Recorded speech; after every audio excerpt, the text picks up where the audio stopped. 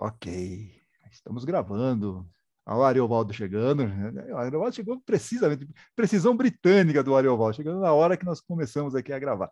Vamos iniciar então. A Sandra Curado gentilmente vai fazer a abertura para nós. Por favor, Sandra. Então vamos. Então, boa tarde a todos e felizes e agradecidos que estamos por estarmos vivos, bem e reunidos aqui, esse encontro super agradável. Vamos cumprimentando os nossos mentores individuais, os mentores do nosso encontro e toda a espiritualidade aqui presente. E vamos saudando nossa mãe espiritual, Maria de Nazaré, nosso irmão e mestre Jesus e Deus, nosso Pai e Criador, com a prece que Jesus nos ensinou. Pai nosso que estais no céu, santificado seja o vosso nome, venha a nós o vosso reino, seja feita a vossa vontade, assim na terra como no céu. O pão nosso de cada dia nos dai hoje, perdoai as nossas dívidas, assim como nós perdoamos os nossos devedores. E não nos deixeis cair em tentação, mas livrai-nos do mal, que assim seja. Graças a Deus, uma excelente tarde de estudos para todos nós. Muito obrigado, Sandra Curado. Vamos lá para o nosso... Eu estou vendo que o pessoal está animado, o pessoal está chegando aí, o frio, né? Frio, hoje é um dia perfeito para estudar o Evangelho. Aí o pessoal está chegando. Então já chegou a Cláudia, chegou a Liliane, dá um abraço aí para todos vocês. Boa Julieta já tinha tarde. falado. Boa tarde, Liliane já dando o seu boa tarde. Vamos lá, que nós temos muitas coisas para falar hoje. Deixa eu só compartilhar. Ok, pode ser sim. Pode colocar lá, Juliana. Depois eu falo a parte das vibrações, a gente faz. Vou pedir para o Luiz colocar. Ok, hoje nós vamos ver 3 parábolas, gente. Bem, antes de começarmos, vamos aqui falar, como sempre, o que temos de novidades no nosso canal e convidando todos vocês para curtir e seguir lá o canal nosso no nosso bom e velho YouTube. Deixa eu só ocultar aqui. Isso. E temos aí o nosso podcast. Vocês podem reparar que o podcast anterior tinha a imagem do André Luiz conversando com a dona Laura e agora a mesma coisa, mas não é culpa minha, gente, é que o capítulo exige isso.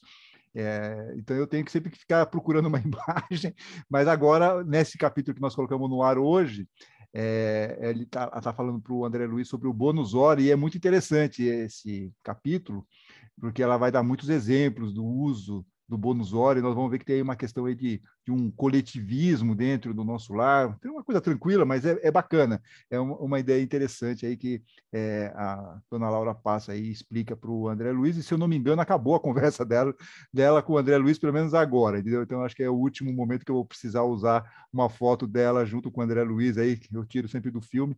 Então, acho que no próximo já vamos poder ter uma imagem um pouco diferente. Bom, está lá a aula também, passada, a parábola dos primeiros lugares, né? Os humilhados serão exaltados, e a exposição que eu coloquei lá no sábado, isso, sobre o amor fraterno, pegando um versículo de Paulo na carta aos Romanos, e eu utilizei muito aquela imagem que eu até comentei na aula passada sobre os skatistas, mesmo em países diferentes, mesmo sendo adversários, todos eles lá em fraternidade, mostrando esse amor fraterno um pelos outros. Eu achei isso muito bacana e resolvi destacar nessa exposiçãozinha que está lá, exposiçãozinha, como sempre eu falo, porque tem 8 minutos e 38, porque afinal de contas não dá, né, gente? Não dá para ficar fazendo coisas muito longas, não, porque a pessoa não tem muita paciência. Outra coisa que eu queria falar para vocês é o seguinte: vocês lembram que teve aquela aula palpitante sobre a parábola do bom samaritano? Aí eu coloquei o vídeo do Papa, coloquei aquele vídeo do próximo, e é o vídeo do Papa, uma surpresa para mim, ele foi bloqueado totalmente pelo YouTube, porque foi uma palestra que o Papa havia dado lá para o TED, que é aqueles seminários e tal. Mas aí eu fiz uma reclamação. Eu publiquei a aula, que é o 49 e 32 minutos, sem essa parte aqui do Papa, e reclamei. Falei, como é que pode vocês quererem cobrar direito autoral de uma fala do Papa? Né? Eu não estou usando nem inteira, estou usando um pedaço. E aí eles liberaram, então agora eu deixei, só que eu deixei as duas lá. Então vai ter a aula com o vídeo cortado e a aula agora com os vídeos. E por que vídeos? Porque quando eu tive que subir a outra aula do Bom Samaritano, aquela parte do próximo, sabe aquele comercialzinho que eu coloquei, que as pessoas, eu vou ajudar a pessoa e tal, ela ficou muito truncada. Então, nessa versão está melhorzinho. Então, agora tem a aula com os vídeos, quem quiser, ou quiser rever, ou quiser passar para algum amigo e tal, então já está liberado, está lá na nossa playlist das aulas do curso aqui para entender as parábolas. É isso, gente. Bom, parábola da torre inacabada. Ai, meu Deus do céu. Olha, primeiro eu quero dizer para vocês que o Ariovaldo estava corretíssimo, e eu não estou dizendo isso porque ele erra, não, de jeito nenhum, porque ele falou, vocês lembram, da cura do hidrópico, lá no capítulo 14, ele falou, é a barriga d'água. Eu fui checar e realmente era, porque eu falei, mas que raio de hidrópico é isso, né? Fui ter certeza, o que era isso? É um acúmulo de líquidos, e aí muitas bíblias colocam como essa questão aí de barriga d'água, e é a cura que Jesus faz e inicia o capítulo 14, que depois vai dar sequência lá na questão dos primeiros lugares no banquete, depois ele vai falar sobre a parábola dos convidados do banquete, e vai chegar, então, aqui nesse pedaço, no capítulo 14 ainda, Jesus continua naquela conversa, e ele sai lá daquela situação, acaba um pouco, depois que ele faz aí essa parábola dos convidados do banquete, ele vai ensinar outras coisas, mas está um pouco relacionado com o que ele já falou aqui anteriormente, que é a parábola da torre inacabada, e que nós vamos aqui ouvir, só ouvir, tá? Porque não tem, acho que o vídeo aqui ele não tem imagem, mas vai ser do nosso querido Cid Moreira. Vamos então ouvir esse trecho que nós vamos estudar daqui a pouquinho. Vamos lá. Se um de vocês quer construir uma torre, primeiro senta e calcula quanto vai custar para ver se o dinheiro dá. Se não fizer isso, ele consegue colocar os alicerces, mas não pode terminar a construção. Aí todos os que virem o que aconteceu vão caçoar dele, dizendo: este homem começou a construir, mas não pôde terminar. Se um rei que tem 10.000 soldados vai partir para combater outro que vem contra ele com 20.000, ele senta primeiro e vê se está bastante forte para enfrentar o outro. Se não fizer isso, acabará precisando mandar mensageiros ao outro rei, enquanto este ainda estiver longe, para combinar condições de paz. Então, antes dessa parábola, o começo mesmo, nesse trecho que tem aí no vídeo não aparece, ele diz o seguinte: grandes multidões acompanhavam Jesus. Ele se voltou e lhes disse: quem vem a mim e não deixa em segundo plano seu próprio pai e mãe, mulher e filhos, irmãos, irmãs e até sua própria vida, não pode ser meu discípulo. Quem não carrega a sua própria cruz e não vem após mim, não pode ser meu discípulo. E aí depois ele começa então a contar a história da torre inacabada. De fato, quem de vocês querendo construir uma torre, primeiro não se senta para calcular os gastos e ver se tem o suficiente para terminar. Caso contrário, irá pôr o alicerce e não será capaz de acabar. E todos os que virem isso começarão a caçoar dele. Tá certo? Então, dizendo, né? Esse homem começou a construir e não foi capaz de acabar. Então, essa aqui é a ideia que está por trás, e vai encerrar aqui o capítulo 14, e aí nós vamos refletir um pouquinho sobre isso. Então, o que ele está querendo falar? Acho que agora ficou um pouco mais claro para vocês, principalmente por causa desse começo. Está falando muito sobre você seguir Jesus. Tá? Qual é o custo de você seguir os ensinamentos de Jesus? Ou, nós queremos alcançar a elevação espiritual, qual que é o preço disso? Né? Nós temos que fazer uma análise. Será que eu tenho condições de seguir esses ensinamentos? Será que eu estou preparado para seguir esses ensinamentos ou não? Tem que fazer uma análise. Temos que analisar qual é o tamanho da nossa perna, para não darmos um pulo maior do que podemos. E isso pode ser em todos os casos, tá, gente? Pode ser no caso de fazer... Às vezes a gente fica com muita vontade. Eu quero seguir Jesus, eu quero fazer a reforma interior. Vou fazer hoje. Mas será que você tem condições de fazer hoje toda a sua reforma interior? Né? eu acho que talvez não seja uma pretensão muito alta. Ou, de repente, a gente fica tão entusiasmado com o trabalho espiritual, de ir lá na casa espírita, aí você vai segunda, aí você já quer ir na quarta, aí você quer ir na sexta, aí na terça e na quinta você vai lá fazer um monte de curso, aí vai no sábado para ajudar lá alguma coisa. Você acaba fazendo, praticamente tomando a sua agenda com isso. Mas será que você está com condições de fazer tudo aquilo? Será que você não está pegando muita coisa para fazer? Porque tem outras coisas também na vida, né? Então, tem certas circunstâncias que a gente tem que analisar bem, e é isso que Jesus está nos chamando a atenção. Olha, calcula direitinho, vê se realmente você está pensando corretamente, se você não está querendo dar um pulo maior do que a perna. Então, a parábola traz uma advertência muito séria a todos que pretendem ser discípulos de Jesus. Não que isso, veja, não é que seja algo que a gente não deva seguir, porque é muito difícil, então eu não vou seguir. Não é essa a ideia. A gente pode seguir, mas cada um no seu passinho, cada um no seu ritmo, mas sem exagerar, né? Sem fazer algo que está além da nossa capacidade. E o José de Almeida, aqui no livro As Parábolas, ele fala o seguinte: quem quiser seguir rumo à espiritualização, que é renúncia, sacrifício, aquela coisa toda, né, que você já conhece, deve examinar-se a si próprio com sinceridade, para verificar se de fato quer fazer a transformação moral, se tem perseverança e dedicação, a fim de não parar no meio do caminho. Então, tudo isso é uma análise que cada um de nós tem que fazer. E o Jesus está falando aqui, quando ele coloca, né? Poxa, ó, tem que deixar em segundo plano seu próprio pai, mãe, mulher, filhos, irmãos, irmãs, até sua própria vida, não pode ser meu discípulo. Óbvio, parece para nós um negócio assim, nossa, que coisa drástica, né? Mas o que ele está querendo dizer é o seguinte: puxa, para você seguir, você vai ter que ter alguns sacrifícios. É isso que o José de Souza Almeida está falando. Tem aí uma questão de renúncia e de sacrifício no nosso dia a dia. Mudar um comportamento anterior é uma renúncia e é um sacrifício, um comportamento negativo, isso que eu estou falando, né? Um defeito. Isso pode realmente exigir de nós essa questão, mas para isso nós temos que nos examinar. Puxa, será que eu vou conseguir fazer isso? Como que eu vou melhorar? Como que eu vou mudar esse comportamento negativo? De que maneira eu posso fazer? Né? Como se nós tivéssemos aí os 12 passos, né? Que nem dos alcoólicos anônimos, você tem os 12 passos. Você não para com aquele vício de uma hora para outra, é um processo. E a gente tem que sempre pensar nisso. Tudo é um processo. O José de Souza Almeida ainda fala o seguinte: antes de assumir responsabilidades perante o Pai, é imperioso ter discernimento e ponderar para ver se é possível concretizar a tarefa que se propõe.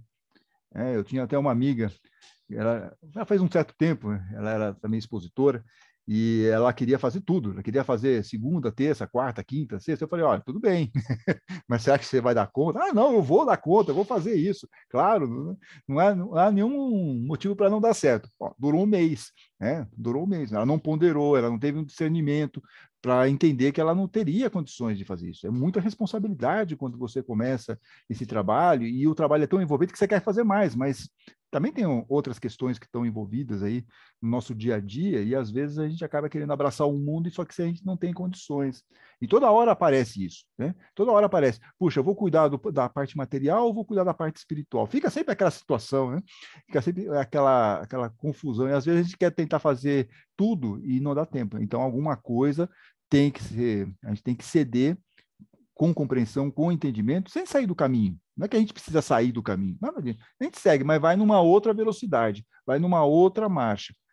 Portanto, diz aqui o José de Souza Almeida, que cada qual não assuma tarefas superiores às suas forças. Não se deve assumir compromisso que não se pode cumprir. Então, esse aqui é o ponto que está sendo muito mencionado por Jesus. Ele reforça isso, especialmente com a questão da torre inacabada, para não termos aí essas desilusões, porque caso contrário, a gente pode ir para um caminho que é um caminho problemático. A gente pode desanimar e não fazer nada. Ou, como diz aqui o José de Souza Almeida, a gente pode acabar querendo passar como bonzinho, perfeito? Não sei se vocês estão... A gente acaba entrando pela fachada, pela porta larga. A gente vai querer mostrar para as pessoas que nós temos aí um comportamento, só que não é verdadeiro, porque nós não estamos fazendo a coisa como deveria. Então ele fala o seguinte: olha, inúmeros se entusiasmam pela doutrina espírita, mas após a euforia inicial e ao verificarem que a doutrina exige deles renúncia, abnegação, elevado senso de responsabilidade e reforma íntima, acomodam-se. E aí começaram a edificar e não puderam acabar. Aí ele falando aqui para nós, em cima do que foi colocado aqui por Jesus, falou para a gente tomar cuidado, porque senão, o que vai acontecer, né? O cara começa a construir e não foi capaz de acabar. E aí as pessoas vão perceber, fala, poxa, olha, o sujeito fala uma coisa, mas faz outra. O cara não quer abraçar o mundo, não pode, né? A gente tem que ter esse discernimento e esse entendimento para não passarmos ou assumirmos compromissos demais. Eu repito aqui, eu acho que são duas questões muito claras aqui, espero que vocês tenham compreendido, quer dizer, uma é a nossa reforma interior, perfeito? Uma é a nossa reforma interior. A outra são as nossas atividades que nós acabamos pegando porque a gente acaba se empolgando. Então, são as duas coisas que nós temos que tomar muito cuidado, para a gente não entrar aí numa situação de desânimo, ou porque acaba cansando, porque acabou ficando uma coisa aflitiva, peguei coisa demais, aí depois fica com aquela coisa, puxa, mas será que eu consigo sair? Como é que eu vou chegar lá agora para dirigente e falar que não dá conta e tal? Então, tem uma série de problemas que é bom a gente sempre se olhar e perceber se nós não estamos dando um passo maior do que a perna, e na questão da reforma interior é a mesma coisa, quer dizer, é importante fazermos a nossa reforma interior, mas nós não temos, assim, necessidade de querer falar, eu vou agora resolver 5 grandes problemas aqui de meus defeitos, 5. Vou acabar agora, já, terminei, entendeu? E a gente sabe que não é assim que acaba, né? Não é assim que acontece a reforma interior, é um processo, é longo, se a gente conseguir resolver um deles, já estamos bem. Então, acho que essa é a grande reflexão para nós, e que Jesus está nos colocando, que realmente para segui-lo, para seguir esses ensinamentos, nós temos que parar e pensar, refletir e ver, aqui eu consigo ir. Consigo ir bem, sem sofrimento, consigo fazer tudo, beleza. Então, vamos lá, vamos fazer. Deixa eu ver se tem mais alguma coisa. Tem isso aqui, ó. Todo trabalho e todo esforço é nobre e valioso. Deus julga a intenção de cada um. Portanto, cada um deve empenhar-se em tarefas que possa levar a cabo com êxito. Com êxito. Então, a gente vai se empenhar nessas tarefas que nós possamos realmente, isso eu consigo fazer, né? E muitos querem fazer tudo. Muitos querem fazer tudo, superestimam suas possibilidades e se metem em tarefas e missões nas quais acabam falhando. Olha, eu quero dizer para vocês o seguinte, quer dizer, é duro falar não, né? Às vezes as coisas acontecem. Pô, Antônio, você não pode fazer uma palestra, você não pode fazer uma exposição, você não pode dar uma aula, você não pode não sei o quê. Eu tenho tempo para fazer isso? Não tenho. Se eu for assumir qualquer tipo de compromisso, além dessas coisas que eu estou fazendo, aí eu vou deixar de fazer as coisas direito, aí eu vou acabar fazendo alguma bobagem, vou chegar lá, não voltar de bom humor, sabe? A coisa vai virar um fardo, e eu não vou conseguir fazer essa tarefa com alegria, com felicidade, com desprendimento, porque eu peguei mais coisa do que eu poderia fazer ao longo de uma semana, né? Ao longo de um tempo. Então, por isso que é bom a gente refletir sobre isso, quer dizer, muitos querem fazer tudo, superestimam suas possibilidades e se metem em tarefas e missões nas quais acabam falhando, o que resulta Aqui é um problema, por isso que a gente tem que tomar cuidado, tá? Resulta em desgosto, abatimento, desânimo, e acabamos nos perdendo. Isso não é para mim, não dá, esse negócio é muito complicado. Aí vai para outros lugares, né? Vai para as coisas que fica lá procurando uma outra possibilidade de um trabalho espiritual que não seja, que seja mais fofinho, vamos chamar assim, ou que não exija grandes questões, não sei. Aí, enfim, o fato é que a pessoa se perde, ela sai do caminho, vai procurar outras coisas, outros atalhos, e de repente não existe, né?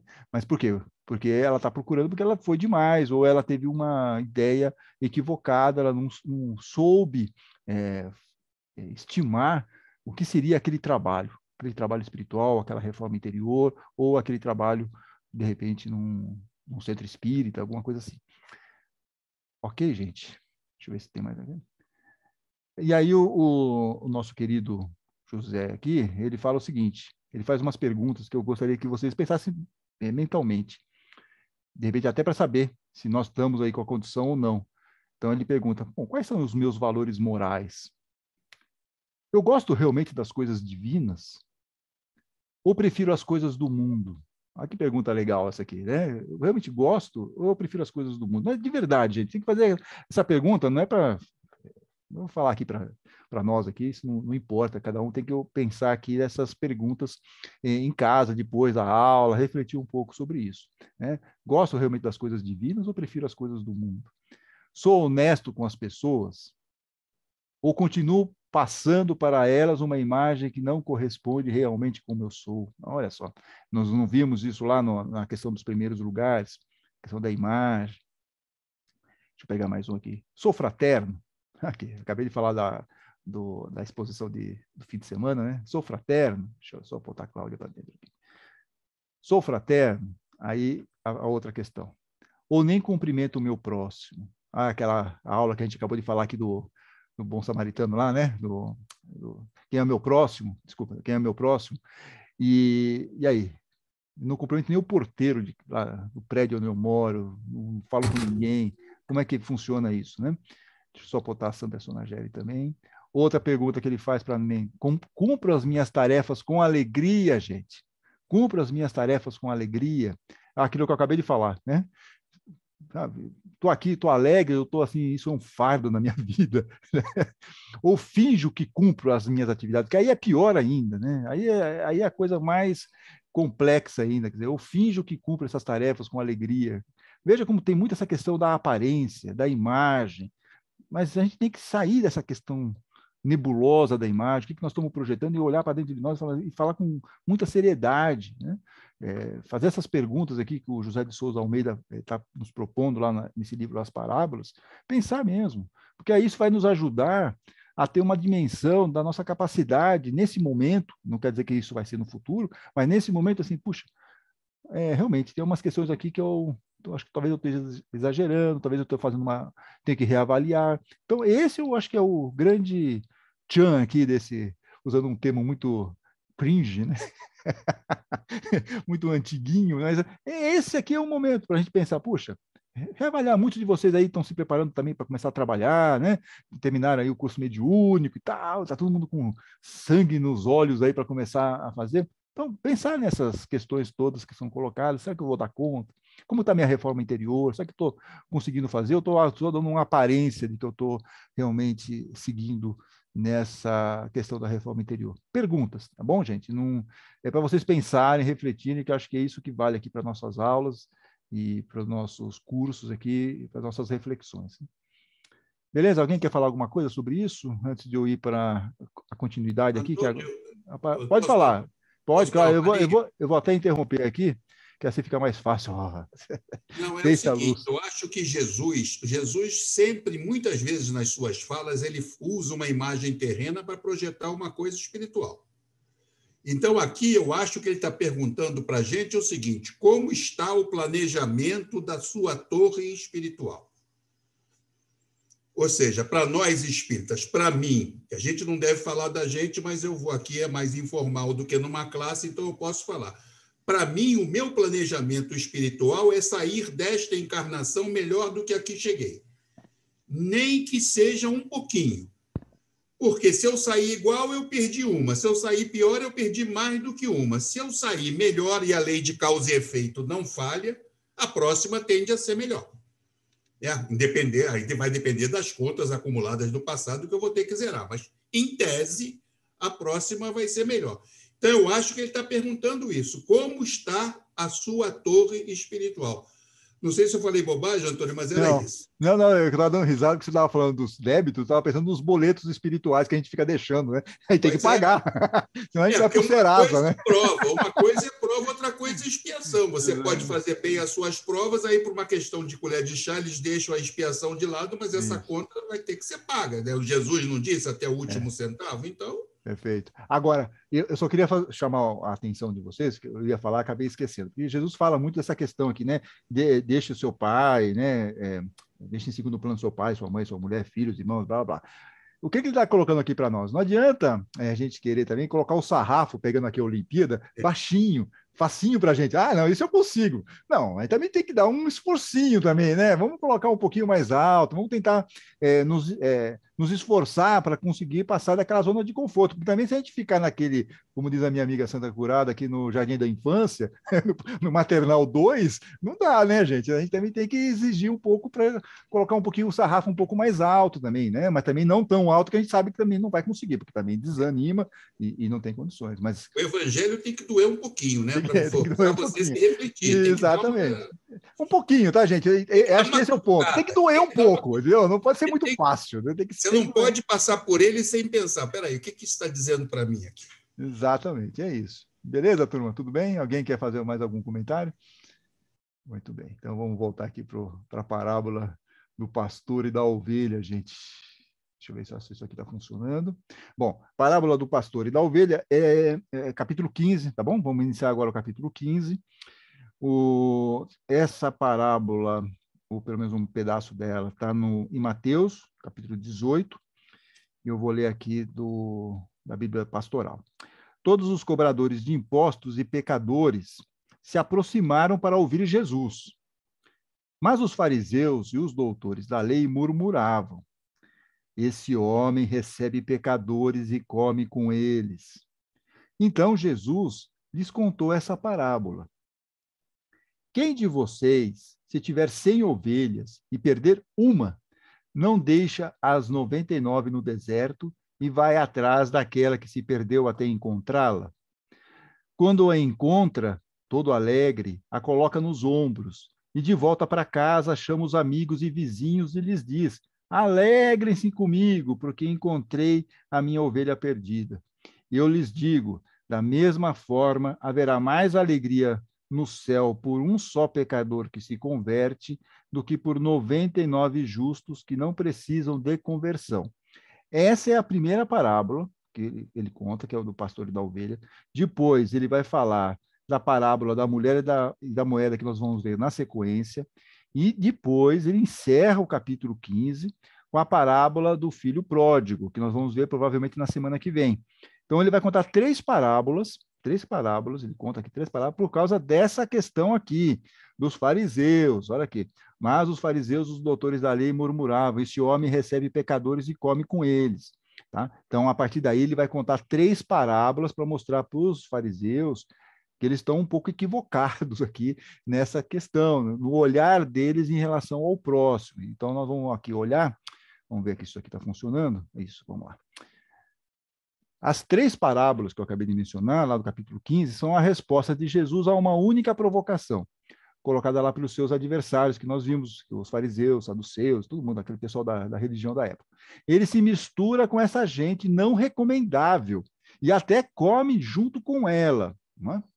Bem, e essas parábolas, elas questionam aquilo que se pensava sobre as atitudes de Deus, que são bem diferentes das leis e convenções da sociedade. O que Jesus está querendo mostrar? Vocês estão equivocados.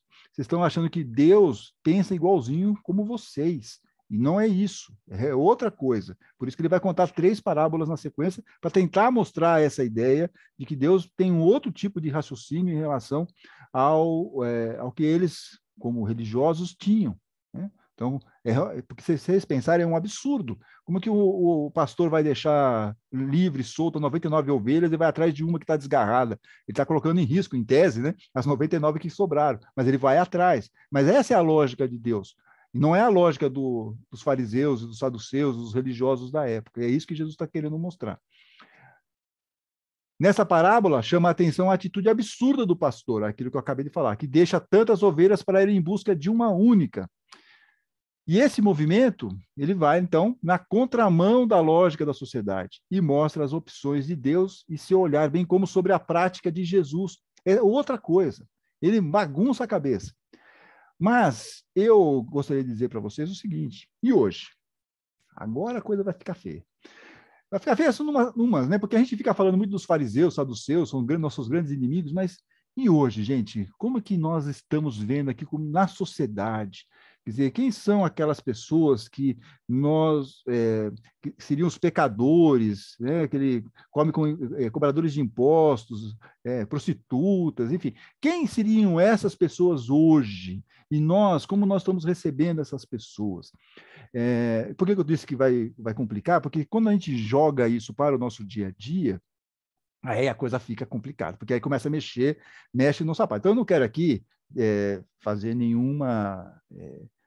causar nenhum desconforto, perfeito? Nada disso. Mas eu vou pegar um exemplo, que é um exemplo que, para mim, ele foi perfeito para a nossa aula de hoje, que é a questão, eu acho que vocês devem ter acompanhado, do pessoal da pastoral de rua, né, dos moradores de rua, tentando dar comida lá para o pessoal que está lá na Cracolândia. Aí houve uma maior polêmica, a polícia não deixa chegar, aí teve uma deputada aí que falou que era um absurdo dar comida para drogado, aquela coisa, né? Aquela situação. E aí o padre Júlio Lancelotti fez um sermão nesse domingo, na missa lá que ele faz, e ele comenta isso. Eu tirei um trecho para vocês e vejam como casa com essa questão toda que Jesus está nos colocando dentro dessa parábola e das duas próximas que nós vamos ver. Mas é uma coisa que para a gente também olhar, o que está acontecendo à nossa volta? Será que o Evangelho também conversa com essas questões que estão aqui ao nosso redor ou não? Ou nós só achamos que é Jesus contra os fariseus? Hoje, quem estão lá? Quem são os fariseus de hoje? Quem são as pessoas que são os pecadores, que são aquelas pessoas que estão na marginalidade, e como que nós estamos olhando para essas pessoas? Então, eu vou colocar aqui um trechinho, é um trecho até 3 minutinhos, eu acho, não é mais do que isso, mas eu acho que prestem muita atenção no que ele fala, porque eu fiz um corte, inclusive, porque o negócio dele era grande, era 20 minutos, eu fiz aqui para 3 minutos. Mas eu acho que dá para pegar aqui a essência e como conversa com esse estudo que nós estamos fazendo hoje. Vamos lá, vamos ver se tá bom o som, vamos ver se eu consigo fazer funcionar esse negócio, né, gente? Vamos lá. E faz pensar demais nisso tudo que está acontecendo com as pessoas em situação de rua. Quem passa aqui em São Paulo, na Praça Princesa Isabel, assusta de ver. É um verdadeiro acampamento de refugiados urbanos. É uma multidão de gente, de homens, mulheres, crianças, idosos, deficientes. Por que a pastoral de rua? Por que a igreja Bola de Neve? Por que a Cristolândia da Igreja Batista? Por que tantos grupos evangélicos, católicos, espíritas e tantos grupos que não são de religião nenhuma insistem em estar junto dessas pessoas? Insistem em levar um alimento, o pão, para essas pessoas. O nosso principal objetivo não é ser distribuidor de comida, mas é de alimentar e ser alimento na vida de quem está desalentado, de quem já não confia mais em ninguém, de quem desacreditou de tudo, que não tem mais nenhum afeto, de ninguém que se interesse por eles. A palavra que nós queremos dizer a estes irmãos é: levanta-te e come. Ainda tens um longo caminho a percorrer. Nós não temos ideias românticas de que será fácil mudar essa situação, de que será fácil mudar a situação da pessoa que está na rua e que está entorpecida num uso descontrolado de substâncias químicas. Ainda tens um longo caminho a percorrer, mas para percorrer esse longo caminho é preciso alimentar com o pão e com o coração, é preciso alimentar com afeto, é preciso enfrentar o conflito, o desafio de falar com essas pessoas. Todos têm acesso a Deus. Jesus é o Deus para todos, que não rejeita ninguém,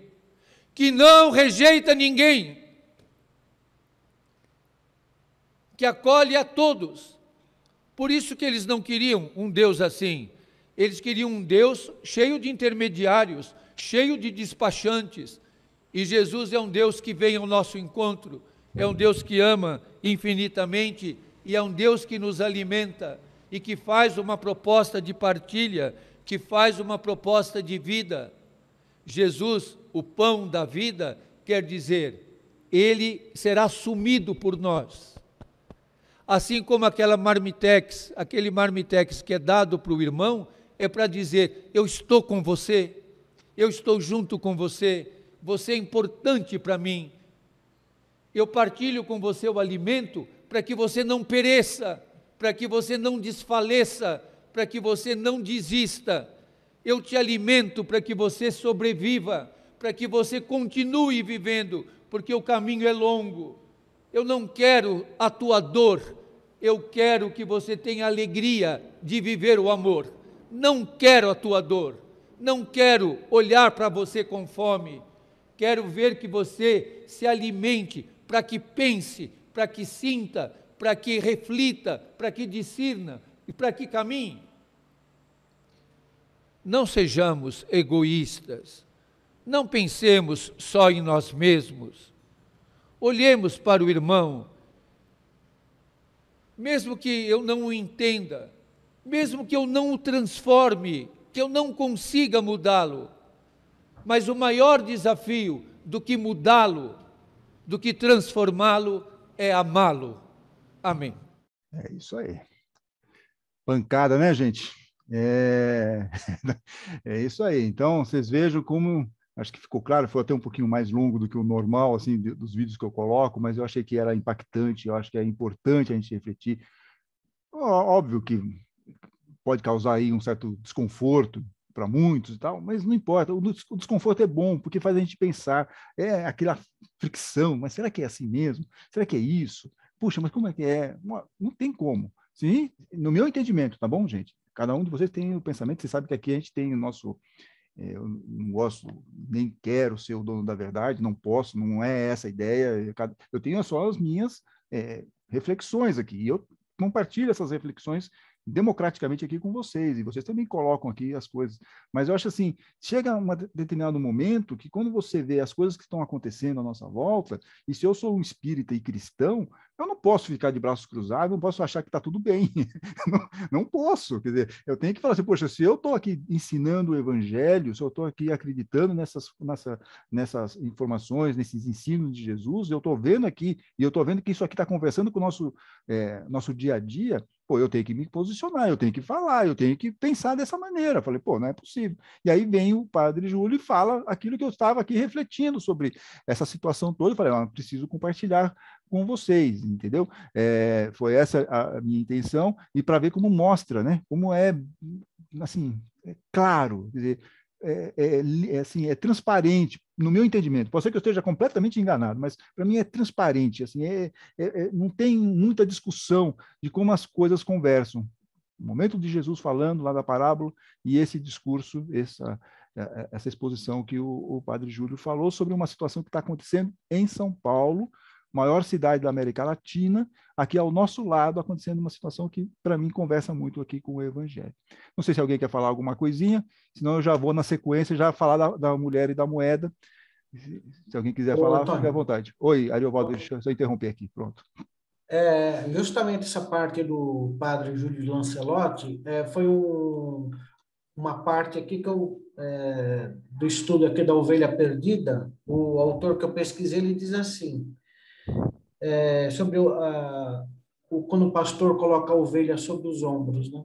Ele fala assim, sim, o que está perdido, cansado, ofegante, desnutrido, nem sempre tem condições de caminhar. Aquele que auxilia, muitas vezes, tem que abraçar os problemas dos outros, colocá-los em seus próprios ombros para sentir de perto aquela dor, de forma serena e não como um fardo. Isso aí. É essa a questão, né? É isso, pegar, fazer algo. Agora, também conversa muito com a torre inacabada. Por exemplo, eu fico sempre pensando, será que eu conseguiria fazer o que o padre Júlio faz? Ele está lá todo dia de manhã levando café da manhã, aí no fim de semana ele está lá dando marmitex, e eu não conseguiria, assim, eu não teria tempo, não teria energia, não conseguiria, mas eu tenho essa consciência, eu gostaria muito de fazer algo, de ajudar de alguma maneira, mas nesse aspecto eu não teria. Então, eu consigo estar aqui com vocês, eu consigo dar as aulas, eu consigo fazer as exposições, eu consigo fazer outro tipo de atividade, mas essa, por exemplo, eu não consigo. Então, a gente tem que valorizar também quem se coloca numa situação como essa, de estar lá na trincheira, no front, né? Então, é só para também dizer isso, também até para aproveitar e fazer um gancho com a torre inacabada, mas boa observação essa, o Ariovaldo. E a nossa querida Beth está com a mãozinha levantada. Pode falar, Beth. E o Luiz também quer falar, o Luiz fala na sequência, tá bom, Luiz? Deixa só a Beth.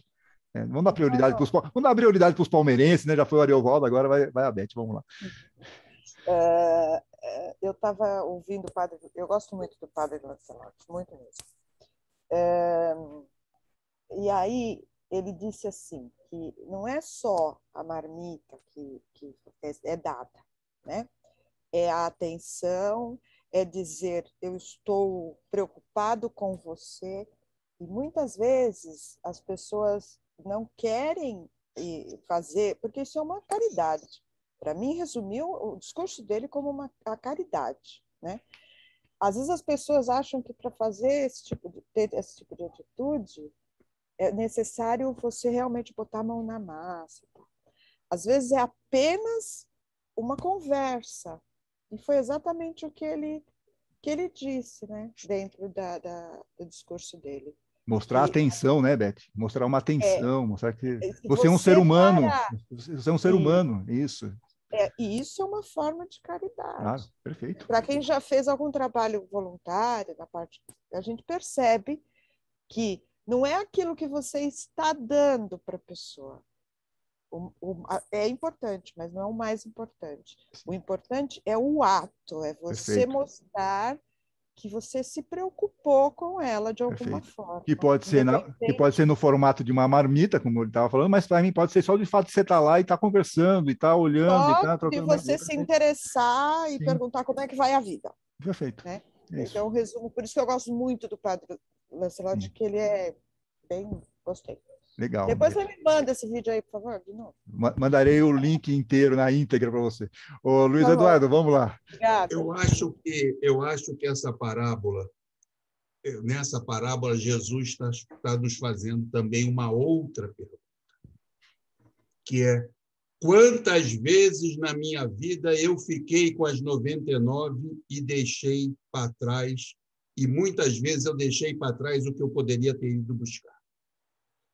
Eu acho que essa foi a parte que mais me incomodou, que está me doendo aqui, de pensar nisso. Claro que eu deixei para trás, eu não posso fazer absolutamente mais nada. Posso fazer para frente, tá certo? Mas eu acho que ele está perguntando isso. Quantas vezes você ficou com as 99 e não foi buscar aquilo que você podia ter ido? Isso é que está me incomodando muito. Desculpa desabafo, mas... Não, de jeito nenhum, fique tranquilo. É como eu digo, eu falo as minhas coisas, me abro aqui para vocês. Aqui é um território livre, vocês falam, vocês têm discernimento, está tudo bem.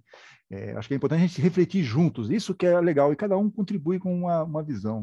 Não tem ninguém aqui que é o senhor da verdade, o senhor da... Né? Só Jesus, né? Só Jesus. Mas eu acho que também é importante esse raciocínio, que a gente tem que pegar o evangelho e falar, puxa, como ele conversa com o nosso dia a dia, porque senão o evangelho fica morto.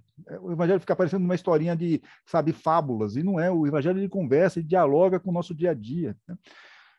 Só que tem que ter olhos, né, de ver, ouvidos de ouvir aí, né, aquelas coisas. Vamos voltar lá, gente? Se alguém quiser falar mais alguma coisa, fale. Que agora eu vou só terminar aqui. Parábola da mulher e da moeda. Vamos lá. É curtinho isso aqui, tá, gente? Então, ele acabou de fazer a parábola do pastor e da ovelha, Jesus segue na sequência aqui. Ou qual é a mulher que, se tiver 10 moedas de prata e perder uma, não acende a lâmpada, varre a casa e procura cuidadosamente até encontrá-la? Quando a encontra, chama as amigas e vizinhas e diz: alegrem-se comigo, porque encontrei a moeda que eu tinha perdido.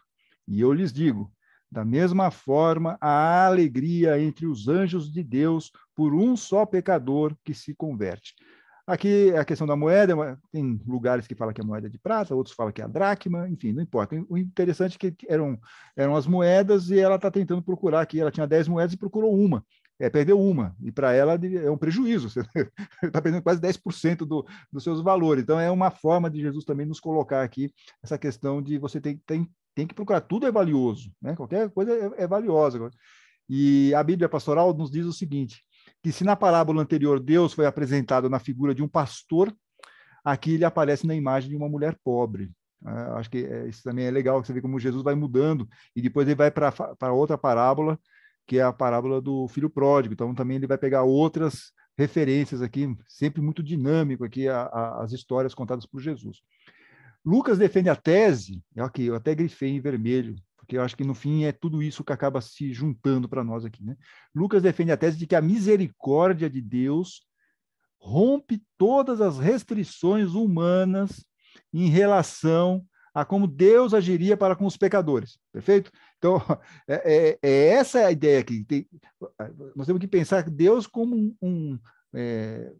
como um agente de misericórdia, e não na maneira como muitas pessoas acabam pensando que, no caso dos fariseus, dos saduceus, esse Deus aqui tem que seguir certas regras. Né? Ou aqui, no caso, não, a gente não pode levar marmita lá para eles, porque senão eles nunca vão largar as drogas. Esse é o pensamento que a gente tem que ter, ou não? Perfeito? É isso. Qual é o momento? Quem está agindo com misericórdia? Esse aqui é o ponto que está lá escrito no novo comentário bíblico São Jerônimo.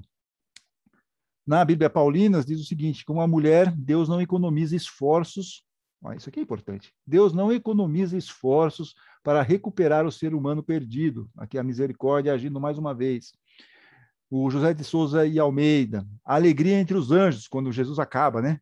Há uma alegria quando a mulher descobre, vai lá falar com as vizinhas, olha, encontrei.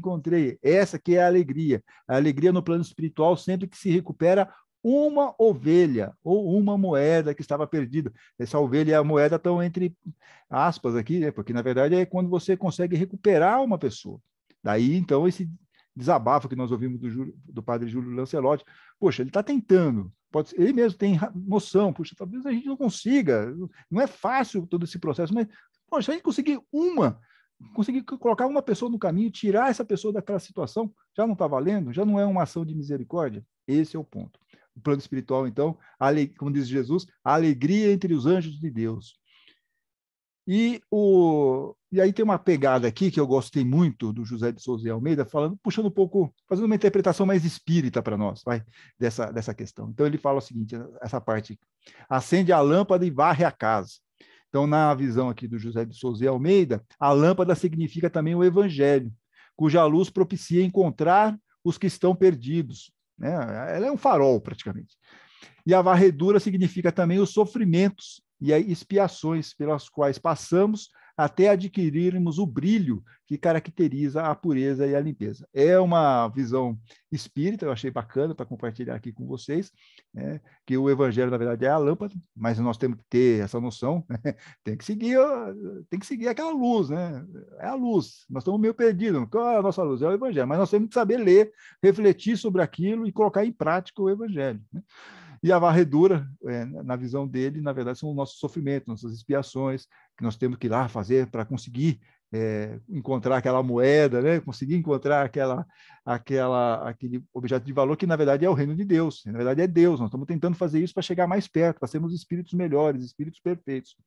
Então, é isso que o José de Souza e Almeida faz de interpretação, eu achei bacana para compartilhar com vocês. E na semana que vem, então, nós encerramos esse capítulo 15 e essa sequência de parábolas. Nós já vimos duas, vamos ver a terceira, que merece, né, até pelo tamanho dela, merece um olhar com mais profundidade da parábola do filho pródigo. Então, na semana que vem, veremos essa parábola, que está lá no capítulo 15, versículos de 11 a 32, que é muito famosa, só está em Lucas.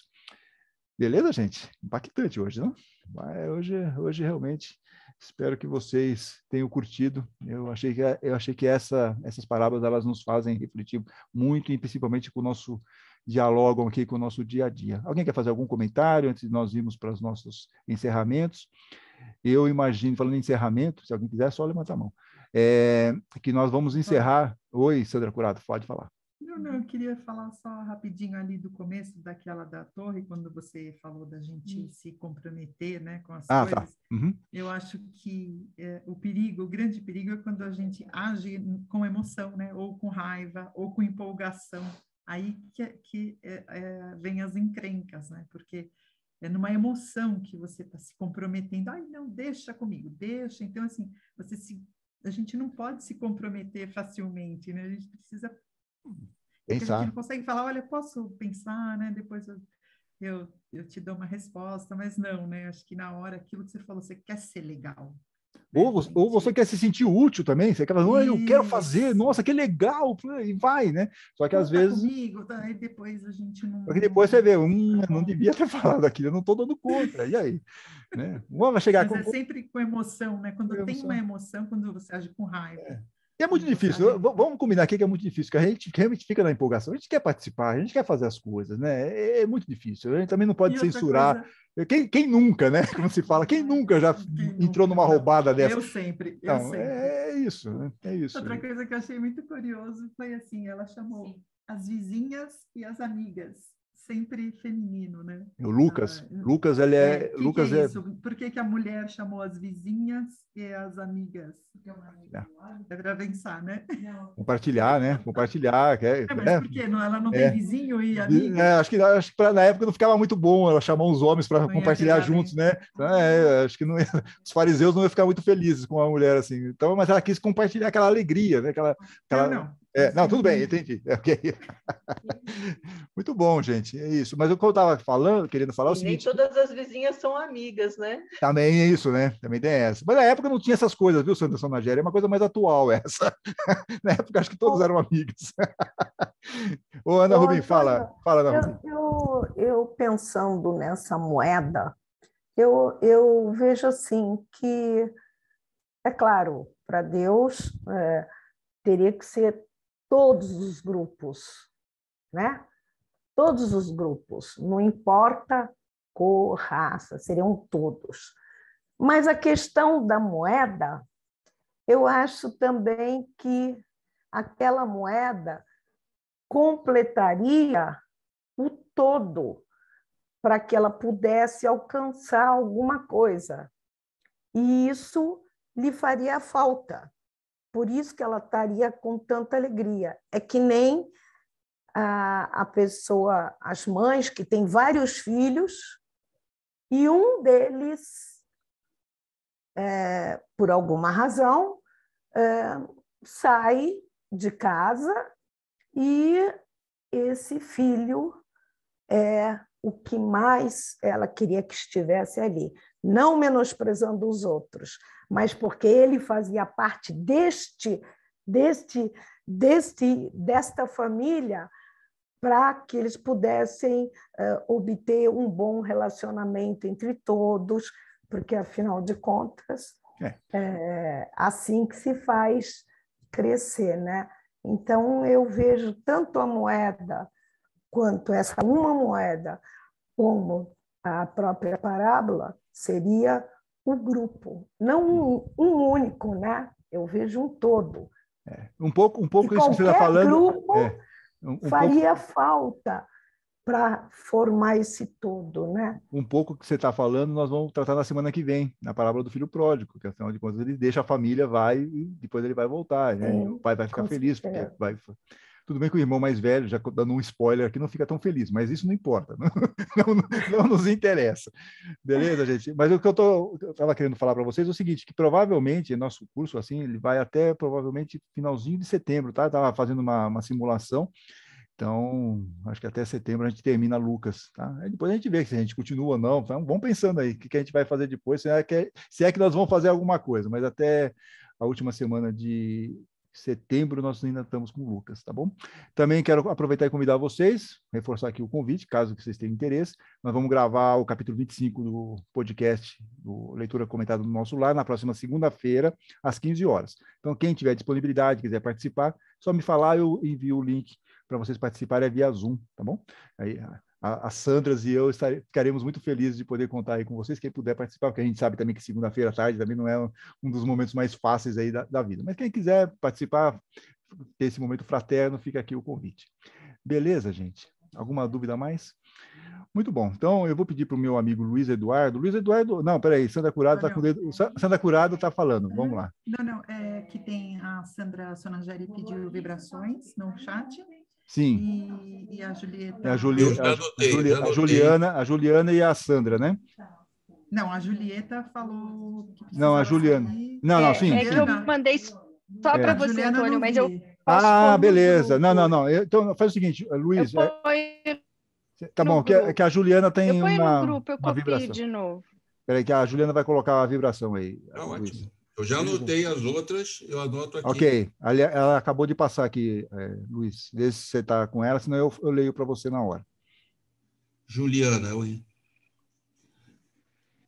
Beleza? Já peguei aqui, peraí. Então, tranquilo. A gente fica aqui até as 4 da tarde, 5 da tarde. Tá tudo bem, ninguém tem pressa. Muito bom, gente. É assim. E aí... Mas vocês vejam como, só enquanto o Luiz está se preparando, vocês vejam como Lucas realmente, não tem como a gente escapar da questão social de Lucas, né? Quer dizer, quando você olha mesmo, eu falo, às vezes eu fico muito com medo, assim, que as pessoas interpretem que, pô, eu estou tendo um lado enviesado, mas você não tem como escapar dessas visões de Lucas em relação às questões sociais, né? Muito bem. E a semana que vem vai ser bacana. Vamos lá, Luiz, por favor, encerramento. Vamos lá. Bom, amigos e amigas, nós que tanto podemos receber por essas discussões dessas 3 parábolas, nada mais justo que retribuamos doando o melhor do nosso amor com base nas vibrações que iremos fazer. Vamos vibrar pela paz no mundo, vamos vibrar pelo Brasil, seu povo e seus governantes, vamos vibrar por todos aqueles que estejam sofrendo de dores físicas, morais ou espirituais. Vamos vibrar por todos aqueles que não estejam sob a proteção das respectivas famílias ou que não estejam devidamente assistidos, em especial os idosos e as crianças. Vamos vibrar por todos aqueles que estão chegando hoje aqui ao plano da Terra, para que eles possam bem cumprir as missões que os trouxeram à presente reencarnação. Por outro lado, vamos vibrar por todos aqueles que estão partindo hoje da Terra em direção à pátria espiritual, para que eles sejam bem recebidos por lá, entendam sua nova realidade e comecem a fazer o que lhes for solicitado. Nesse sentido, vamos vibrar para que Hortolano, que desencarnou ontem, seja bem recebido na pátria espiritual e, ao despertar, entenda a sua nova realidade. Vamos vibrar por todos aqui, vamos vibrar por Caio Orinoto, Marise Orinoto, Esther Maria de Cabral e Leda Esther e Romualdo José, todos vamos vibrar muita saúde para eles, para que eles possam se recuperar das situações que estão enfrentando agora. Vamos vibrar para que o Evangelho de Jesus seja norma de conduta em todos os lares. E, por último, vamos deixar no centro do recinto, onde cada um está, uma vibração em forma de uma coroa de flores, para que o plano espiritual a recolha e leve aonde for mais necessário. E assim, agradecendo ao bom Deus, ao bom Jesus, ao mentor deste trabalho, aos mentores individuais de cada um, e aos amigos do plano espiritual que acompanharam o nosso encontro, vamos a todos saudando, dizendo: Pai nosso que estás nos céus, santificado seja o vosso nome, venha a nós o vosso reino, seja feita a vossa vontade, assim na terra como no céu. O pão nosso de cada dia dai-nos hoje, perdoai as nossas dívidas, assim como nós perdoamos aos nossos devedores, e não nos deixeis cair em tentação, mas livrai-nos de todo mal, que assim seja. Graças a Deus, um bom resto de semana a todos. Graças a Deus. Muito obrigado, Luiz. Muito obrigado a todas e todos aqui. E até a semana que vem, se Deus quiser. Desculpe a interrupção aqui. Tranquilo, tranquilo. Vamos lá. Tá tudo certo. Então, até a semana que vem, gente. Tchau, tchau.